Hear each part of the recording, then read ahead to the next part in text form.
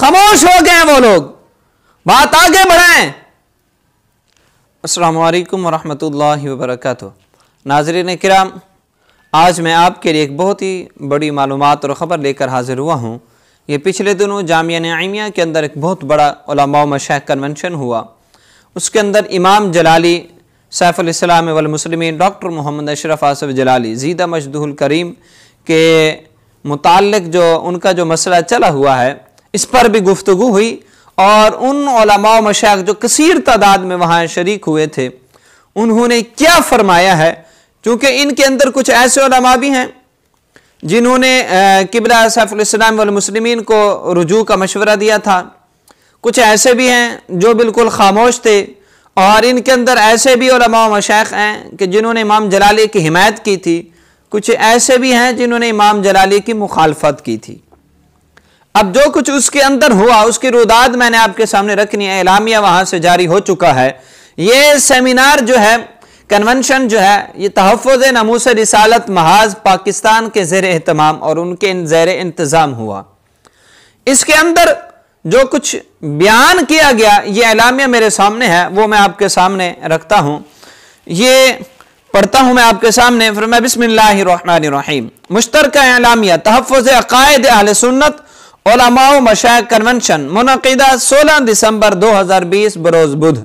ये दिन 10 बजे हुआ था, सुबह 10 बजे इसका इनकाद हुआ। 10 बजे का ऐलान था, तकरीबन 10:30 के करीब जो है इसका आगाज हो गया था कन्वेंशन का। अब आगे लिखते हैं, तहफ़्फ़ुज़ अक़ाइद अहले सुन्नत उलमा व मशाइख कन्वेंशन में दर्ज झैल एलामिया मुत्तफ़िक़ा तौर पर पेश किया गया। इस कन्वेंशन में इब्तदाई तौर पर इजमालन अक़ाइद अहले सुन्नत पेश किए गए हैं, बाद अज़ां तफसीली दलाइल के साथ तहरीर में लाए जाएंगे। अब पहले इन्होंने अल्लाह रब्बुल इज़्ज़त अल्लाह ताला की ज़ात व सिफ़ात के मुताल्लिक़ अक़ाइद लिखे हैं, 11 अक़ाइद हैं। उसके बाद अंबिया किराम अलैहिमुस्सलाम के मुताल्लिक़ अक़ाइद इन्होंने लिखे, जो कि जिनकी तादाद जो है वो 16 अक़ाइद ये लिखे। उसके बाद जो है इन्होंने सहाबा किराम और अहले बैत अतहार रज़ियल्लाहु तआला अन्हुम के मुताल्लिक़ अक़ाइद व नज़रियात लिखे। ये 28 से शुरू हो रहे हैं।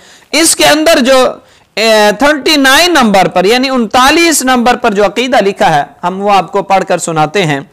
यहाँ पर लिखा गया, हज़रात अंबिया किराम अलैहिमुस्सलाम और फरिश्ते मासूम अनिल खता हैं, और हज़रात सहाबा किराम और अहले बैत अतहार रज़ियल्लाहु तआला अन्हुम मासूम अनिल खता नहीं बल्कि महफूज अनिल खता हैं, और इनसे खता का सुदूर मुमकिन है। इनसे खता का सुदूर मुमकिन है। अब इस मुमकिन है से क्या है वो आगे एक दो अक़ाइद के अंदर उन्होंने लिखा है, वो मैं वहां आपको बताता हूं। फरमाया खता का सुदूर मुमकिन है। दलाइल शरइया की रोशनी में किसी अमर में इन, अब ब्रैकेट में लिखा सहाबा व अहले बैत की तरफ इज्तिहादी खता की निस्बत करना गुस्ताखी व इहानत नहीं है। क्या लिखा, फिर समाअत फरमाए, दलाइल शरइया की रोशनी में किसी अमर में इन सहाबा व अहले बैत अतहार की तरफ इज्तिहादी खता की निस्बत करना गुस्ताखी व इहानत नहीं है। अलबत्ता इन उमूर का अवाम में बिला वजह शरई तस्करा करना ममनू है। बिला वजह शरई यानी बिला वजह नहीं करना चाहिए, कोई वजह है तो फिर करें। अब यहां वाज़ेह तौर पर लिखा, इमाम जलाली यही समझाता रहा इतने महीनों से कि खताई इज्तिहादी, कोई इहानत नहीं, कोई गुस्ताखी नहीं, कोई ऐसा मामला नहीं। कहां चल पड़े हो। शुक्र है कि इनको समझ आ गई, आज शुक्र है कि समझ तो आई आखिर बिलाखिर। कहते हैं ना, सारा दिन का भूला शाम को लौट आया तो उसे भूला नहीं कहते। तो ये उलमा व मशाइख बिलाखिर हक बयान इन्होंने कर दिया, तो हम इनकी अजमत को सलाम करते हैं, सलाम अकीदत पेश करते हैं कि इन्होंने हक बयान तो किया, बोले तो सही, इकट्ठे हुए तो सही, शुक्र है। और इमाम जलाली यही कहता रहा, ऐसा कोई मामला नहीं। और इसके अंदर जो है अकीदा नंबर फिर 43 यानी 43 के अंदर इन्होंने लिखा है कि हजरत अलीउल मुर्तदा शेर खुदा रज़ियल्लाहु तआला अन्हु सहाबी रसूल और चौथे खलीफा राशिद हैं। आपकी मोहब्बत तकाज़ा ईमान है और आपसे बुग़्ज़ मुनाफ़क़त है। जमल सफ़ीन के वाक़या में आप हक पर थे جبکہ آپ کے مد مقابل دوسری جماعت مثلا حضرت امیر معاویہ رضی اللہ تعالیٰ عنہ اور حضرت ام المؤمنین حضرت عائشہ صدیقہ و دیگر صحابہ کرام رضی اللہ عنہم کا عمل اجتہادی خطا پر مبنی تھا۔ اب سب کو یہ اجتہادی خطا کے اندر لے کر آ رہے ہیں، تو یہاں کوئی فتویٰ لگائے؟ ازواج مطہرات بھی آ رہی ہیں، صحابہ کرام بھی آ رہے ہیں، اگر گستاخی ہے تو میں ان کی بات نہیں کر رہا، اب جو ان کو تو سمجھ آ گئی نا، جن کو ابھی سمجھ نہیں آئی ان کی بات کر رہا ہوں کہ اب ذرا ادھر بھی آئیں، لگائیں فتویٰ ذرا۔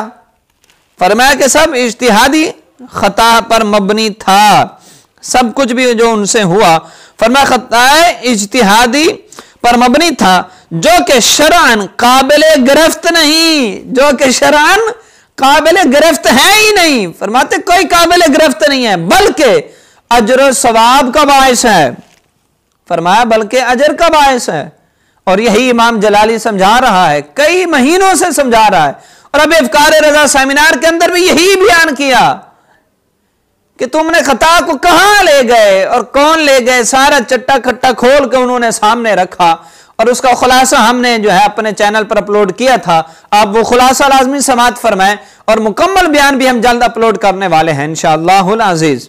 اب اگلا جو عقیدہ ہے، عقیدہ نمبر 44 یعنی 44 کے اوپر پھر انہوں نے لکھا، فرمایا بعض صحابہ کرام رضی اللہ عنہم سے جو لغزشیں ہوئیں، جو ان سے لغزشیں ہوئیں، لفظ لغزش لے کے آ رہے ہیں، ہمارے عرف میں لغزش کہاں بولا جاتا ہے، کیا مطلب ہے اس کا؟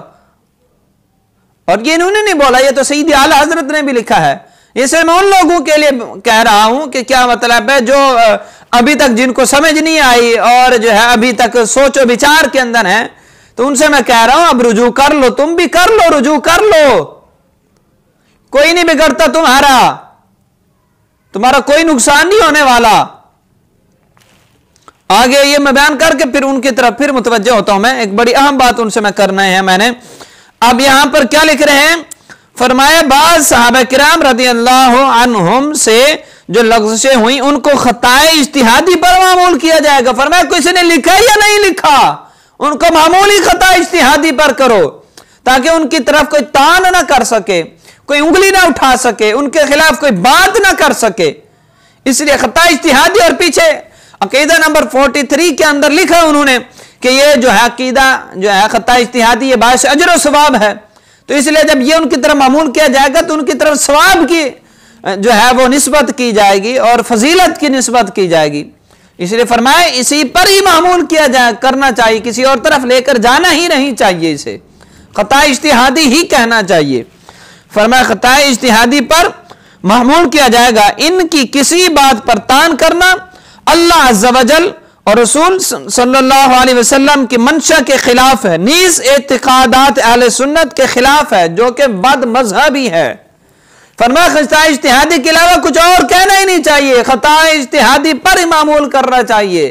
فرمایا جو نہیں کرتا کسی اور طرف لے جاتا ہے، فرمایا وہ بد مذہب ہے، یہاں لکھا ہے۔ اب میں پیچھے لوٹ رہا ہوں، اس میں عقیدہ نمبر 40 پر لکھا گیا ہے کہ حضرات سادات کرام کے لیے الگ سے کوئی شریعت نہیں بلکہ شریعت محمدیہ ہے۔ فرمایا شریعت محمدیہ پر ہی عمل پیرا ہونا ان کے لیے لازم ہے۔ یہ جو کہا جاتا ہے نا کہ سید زادے ہیں، فلاں سید زادے ہیں، فلاں وہ ہیں، فلاں وہ ہیں، تو یہ لکھ رہے ہیں کہ سب کے لیے ایک ہی ہے، ایک ہی شریعت ہے، اور یہ ہمارے عادات ہیں اور یہ نظریات ہیں، ان کے خلاف کوئی بولتا ہے تو اسے رجوع کرنا چاہیے، جو ان کی وضاحت کر رہا ہے، کسی مجبوری کی وجہ سے بیان کر رہا ہے، جیسے انہوں نے لکھا بلا وجہ شرعی نہیں بیان کرنا چاہیے، تو امام جلالی نے وجہ کے طور پر کیا تھا، مجبوری کے طور پر، جب سیدنا صدیق اکبر رضی اللہ تعالیٰ عنہ کے خلاف باتیں کی جا رہی تھی، بکواسات کی جا رہی تھی، چینل پر جو ہے وہ ان کے خلاف بولا جا رہا تھا، میڈیا بالکل خاموش تھا، سبھی خاموش تھے، تب امام جلالی بولا تھا۔ یہ مجبوری تھی، مسلک بچانا تھا، نظریہ بچانا تھا، اور اس طور پر جائز ہے۔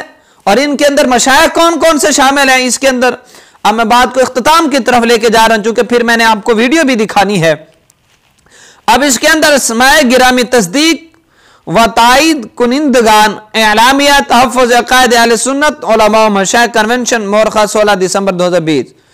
اب اس کے اندر علامہ مفتی محمد عبد العلیم سیالوی شیخ الحدیث والفقہ جامعہ نعیمیہ گڑی شاہ لاہور، علامہ مفتی عبدالستار سعیدی صاحب شیخ الحدیث جامعہ نظامیہ رضویہ، علامہ مفتی گل احمد خان عتیقی شیخ الحدیث جامعہ رسولیہ شیرازیہ لاہور، علامہ مفتی محمد صدیق ہزاروی صاحب شیخ الحدیث جامعہ حجویریہ داتا دربار لاہور، علامہ غلام نصیر چشتی صاحب شیخ الحدیث جامعہ نعیمیہ گڑی شاہ لاہور، مفتی محمد اکرم الازہری محتمم جامعہ عائشہ علی البنات صدر کینٹ، مولانا مفتی محمد رمضان سیالوی خطیب جامع مسجد داتا دربار، علامہ مفتی رضا مصطفیٰ نقشبندی محتمم جامع رسولیہ شیرازیہ، علامہ ڈاکٹر محمد راغب حسین نعیمی ناظم عالیہ جامعہ نعیمیہ، مفتی محمد اسد اللہ نوری شیخ الحدیث جامعہ غوث رضویہ گلبرگ لاہور، علامہ مفتی ظہور احمد جلالی ناظم عالیہ دارالعلوم محمدیہ اہل سنت ماگا منڈی لاہور، علامہ مفتی غلام حسن قادری شیخ الفقہ دارالعلوم حزب الاحناف لاہور، مولانا مفتی محمد اکمل قادری۔ اس کے علاوہ کثیر تعداد ہے علماء و مشائخ کی۔ اب میں کچھ ایسے نام آستانوں کے لینا چاہوں گا کہ جنہوں نے مشورہ دیا تھا رجوع کا، اور اب الحمدللہ انہوں نے جو ہے حق کا پرچار کیا ہے۔ ان کے اندر جو ہے حضرت پیر میاں ولید احمد شرق پوری صاحب زیب سجادہ و خادم آستانہ عالیہ شیر ربانی شرق پور شریف۔ اس کے اندر جو ہے پیر سید کرامت علی حسین شاہ صاحب جو کہ تشریف لائے تھے امام جلالی کے پاس، اور ان کا بھی یہی مشورہ تھا کہ آپ جو ہے وہ لفظ واپس لے لیں، رجوع کر لیں۔ الحمدللہ وہ بھی اس کنونشن میں شریک ہوئے اور وہ بھی اس پر متفق ہوئے۔ یہ کنونشن جامعہ نعیمیہ کے اندر ہو رہا، اور علماء مشائخ کرام جن کے میں نے نام لیے، اور اس کے علاوہ اور کثیر تعداد ہیں، کئی میں نے نام نہیں لیے، یوں اندازہ لگا لیں تقریباً 100 کے قریب جو ہے اس کے لگ بھگ جو ہے یہ علماء و مشائخ وہاں پر شریک ہوئے تھے، اور متفقہ طور پر یہ ساری باتیں ہوئیں۔ تو اب میں ان احباب سے کہنا چاہوں گا جنہیں ابھی تک سمجھ نہیں آ رہی، جو ابھی تک سوچ و بچار کے اندر ہیں، یا جو مخالفت میں تھے، کہ اب تو آ جائیں، رجوع کر لیں۔ رجوع کرنے سے شان آپ کی کم نہیں ہوگی، بڑھے گی۔ اور وہ احباب جو امام جلالی کو رجوع کا مشورہ دے رہے تھے اور ابھی تک وہ خاموش ہیں، ان سے بھی کہوں گا کہ آپ بھی آ جائیے، اور آپ ان کو اب مشورہ دیجئے جو مخالفت میں ہیں تحریک رجوع والوں کو، انہیں اب مشورے دیجئے کہ وہ رجوع کر لیں۔ اور مناظرے کی بات بھی ابھی تک آگے نہیں بڑھی، خاموش ہو گئے ہیں وہ لوگ، بات آگے بڑھائیں۔ بس وہاں پر ملاقات ہوئی گجرات کے اندر، اس کے بعد کوئی آگے بات نہیں، پیش رفت نہیں ہو رہی۔ تو اس بات کو بھی آگے بڑھائیں۔ اگر اس طرح نہیں آتے تو چلو مناظرے کے ذریعے ہو سکتا ان لوگوں کو جو ہے وہ بات سمجھ میں آ جائے، کیونکہ مقصد تو دین کا سمجھ ہے نا، اس کی تفہیم ہے نا، کسی کو گرانا یا اٹھانا تو مقصد نہیں ہے۔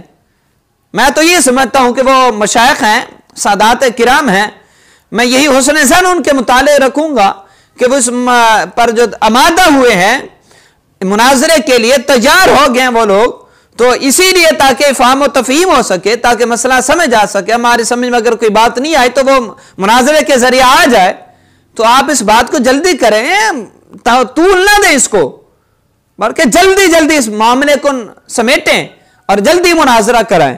دعا خالق کائنات ہم سب کو جو ہے دین کی سمجھ عطا فرمائے، اور علماء حق کے ساتھ ہر وقت کھڑے رہنے کی توفیق عطا فرمائے۔